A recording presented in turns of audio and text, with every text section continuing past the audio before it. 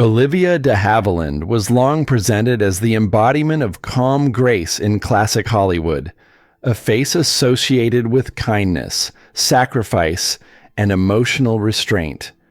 Audiences trusted her immediately. Her voice carried steadiness, her expressions suggested moral clarity, and her characters often existed to support others rather than dominate the story. Yet this public image concealed a woman whose quiet resolve would one day unsettle the most powerful forces in the film industry. Olivia's rebellion was never theatrical. She did not storm offices or provoke scandal. Instead, she chose a slower, more dangerous path, confronting power through law and principle. In an era when actors were treated as studio property, she stood alone and demanded autonomy. That decision cost her friendships, momentum, and years of professional silence, but it also reshaped Hollywood itself. Her story is not merely about fame or talent, it is about the hidden cost of dignity and the strength required to protect it when silence seems safer. A childhood shaped by control and separation. The roots of Olivia's independence were planted long before cameras found her.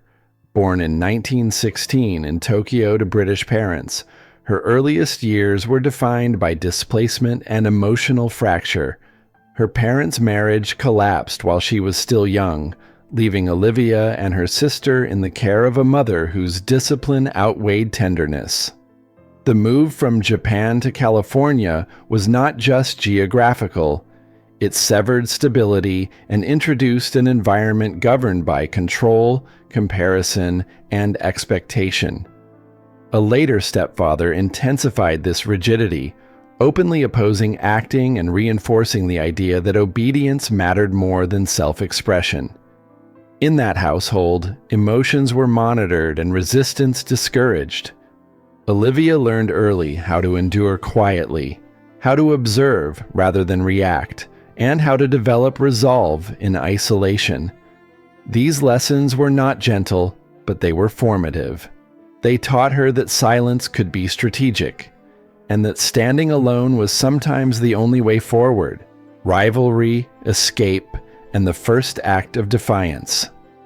Growing up alongside her younger sister Joan, Olivia experienced a relationship shaped less by affection than by rivalry. Constant comparison eroded intimacy, replacing sisterhood with competition. Joan felt overshadowed, while Olivia felt pressured never to appear weak. The tension followed them everywhere, reinforcing the sense that love was conditional and success always contested. Amid this strain, the school stage became Olivia's refuge.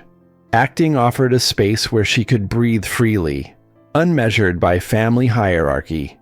When forced to choose between abandoning acting or leaving home, Olivia chose departure. She was still young, but the decision reflected a pattern that would define her life. She did not wait for permission to exist on her own terms. That early separation was painful, but it established a critical truth.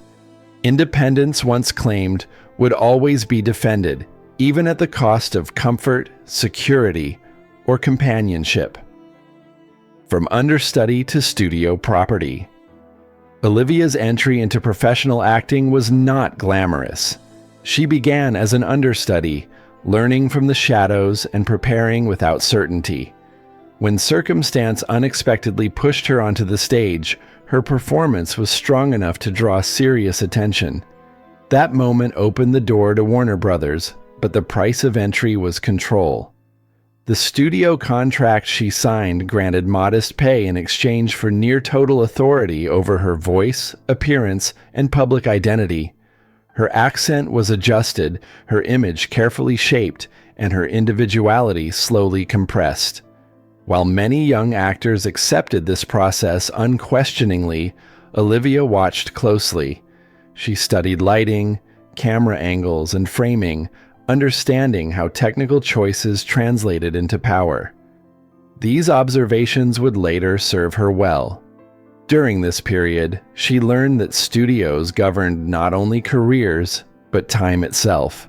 Contracts could be stretched, frozen, or weaponized. Success came early, but freedom remained distant. Stardom and the Golden Cage. The success of Captain Blood transformed Olivia overnight. Her on-screen chemistry with Errol Flynn captivated audiences and established a formula Warner Brothers was eager to repeat. Film after film reinforced her image as the idealized companion, graceful, noble, and emotionally supportive. While Flynn's roles expanded into action and authority, Olivia's remained confined to refinement. The public adored her, yet the range of characters offered to her narrowed. On set, she became increasingly aware of how attention was distributed, how the camera favored one presence over another, and how her talent was being shaped to decorate rather than lead. Romantic rumors and emotional restraint added further complexity. Olivia acknowledged feelings but chose boundaries, converting unresolved tension into screen chemistry while absorbing the emotional cost privately. The more successful she became, the tighter the mold grew. Stardom brought recognition, but also a growing sense of entrapment. Breaking the mold with quiet strength. When the opportunity to appear in Gone with the Wind emerged, Olivia recognized a rare chance to reshape her trajectory. The role of Melanie Hamilton was subtle and internally complex, far removed from the adventurous heroines she was known for. Warner Brothers resisted, fearing disruption of a profitable image. Olivia persisted, negotiating tirelessly until she secured the role. The production itself was grueling, marked by instability and pressure, yet Olivia approached it with discipline and focus. Her performance relied on restraint rather than spectacle, presenting strength through compassion and endurance. When the film premiered, audiences responded not just to grandeur, but to her quiet presence within it. Although she did not win the Oscar that year, the recognition confirmed what she already knew. She could transcend the limitations placed upon her, yet returning to her studio afterward revealed how temporary such freedom could be. The lawsuit that changed Hollywood. After Gone with the Wind, Olivia faced renewed confinement. Repetitive roles returned, and refusal was met with suspension. Each period of inactivity extended her contract, effectively binding her indefinitely. The punishment was subtle, but devastating. Isolation replaced momentum, and her professional identity was quietly eroded. Rather than submit, Olivia chose confrontation through the courts. In 1943, she challenged Warner Brothers, arguing that contractual limits must reflect calendar years, not manipulated timelines. The decision isolated her further. Work vanished, allies withdrew, and her reputation was questioned publicly. The risk was immense. Losing could end her career entirely. When the court ruled in her favor in 1944, the impact extended far beyond her own freedom. The decision dismantled a core mechanism of studio control. Though the victory came at great personal cost, it permanently altered the balance of power in Hollywood. Creative freedom and artistic triumph. With legal chains removed, Olivia returned to acting with renewed purpose. Her performances in To Each His Own and The Snake Pit demonstrated a depth and precision previously denied her. She chose roles that explored grief, psychological struggle, and moral ambiguity, refusing sentimentality in favor of truth. Her preparation was meticulous, grounded in observation and restraint. Audiences responded strongly, and awards followed, but these recognitions carried a different meaning now. They validated not only talent, but choice. Olivia had proven that autonomy could coexist with excellence. Her later work in the Heiress further solidified this legacy, portraying transformation through subtle shifts rather than dramatic displays. These roles confirmed that her rebellion had not merely restored her career, it had elevated it. Freedom, once secured, became the foundation of her most enduring work. Legacy of dignity and determination.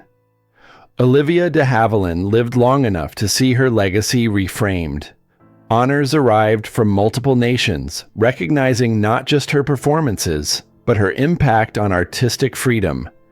Even in her final years, she defended her dignity when challenged, reaffirming values she had never abandoned.